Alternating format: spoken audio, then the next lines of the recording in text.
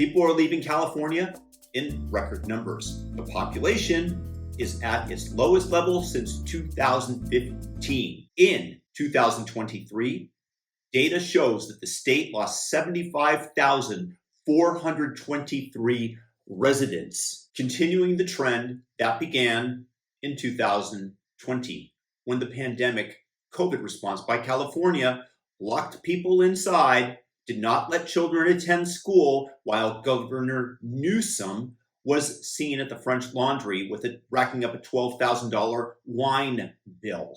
But here's the thing.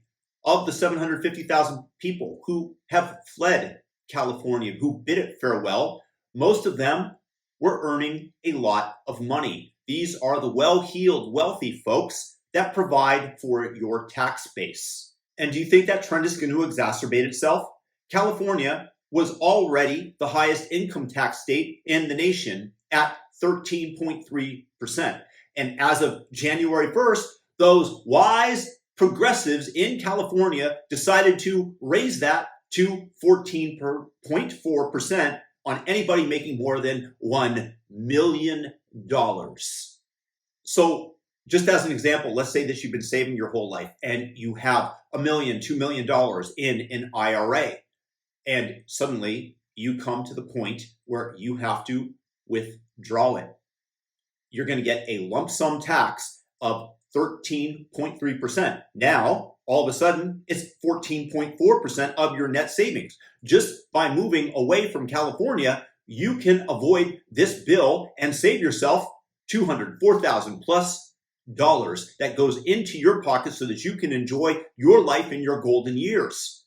Doesn't it make sense just to get out of there and avoid the rake that California is trying to destroy you with? And this is at a time when California is suffering from a $68 billion deficit, largely due to a drop in tax revenue.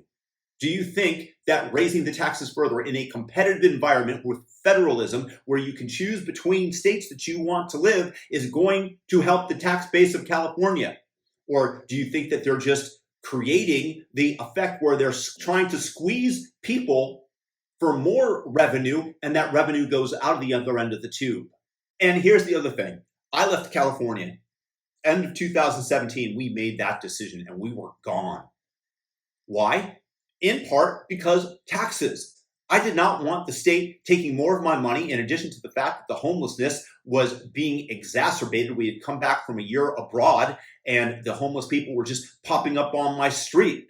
Just popcorn, pop, pop, pop, pop, pop, everywhere, overflowing to the point where my wife is walking around with our little baby, pushing him in the stroller, and a man has his ding-dong out, muttering to himself, walking down the street towards her. That's not an environment that I want to raise my children in.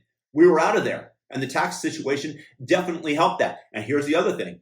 The outflow from California is even higher. This is something that Gavin Newsom said in his debate with Ron DeSantis, that it was a momentary blip because of COVID. This is a momentary blip despite the fact that you are bringing tons of illegal aliens into the country, into the state of California. You're offering them free health care. And one of the reasons is that you get your census numbers up, even if the aliens aren't able to vote quite yet. You get the census numbers up, and that you are awarded greater numbers of congressional seats and electoral votes. That's definitely part of the equation. But regardless, the number of people that are fleeing with money are being replaced by people without, that the state has to care for, with all the promises of welfare that they have made to them.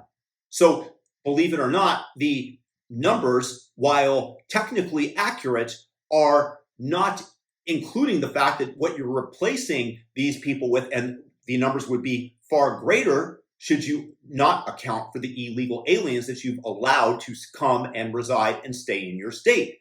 This is a doom loop for the state of California under Gavin Newsom, who has completely mismanaged everything from crime to homelessness to drugs to taxes to the EDD, giving out during COVID $31 billion of California taxpayer money because of less stringent regulations and oversight, as well as likely DEI hires who were managing such large amounts of money that it was able to be stolen by prisoners and criminals and everybody else who just wanted a piece of the action.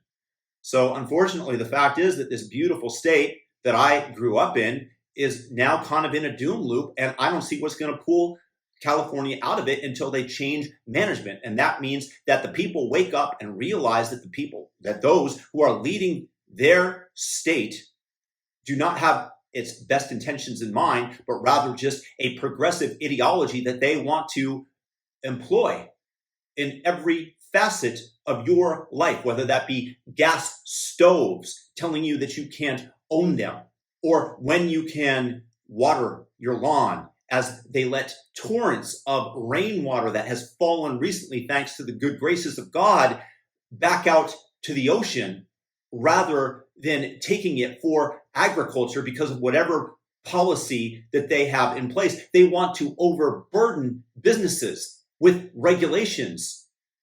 Meanwhile, Panera Bread is exempt from the new $20 minimum wage law for fast food workers. And guess what? The Panera Bread owner is personal friends with Gavin Newsom. This is not the way to properly manage a state, and why you're seeing an exodus of your high-paying individuals, the big earners, those who are actually creating the jobs, those who have the ideas for new businesses are leaving the state because they are essentially told that you're not welcome, and if you're successful, we are going to punish you and take your money away and give it to illegal aliens for healthcare for free, that the rest of Californians have to work to the grindstone for, that these people that are here illegally are thus capable of garnering that flow of funds from the taxpayers. That's a recipe for disaster, and I'm very happy with my decision to leave California at this point, as are many people that have left the state.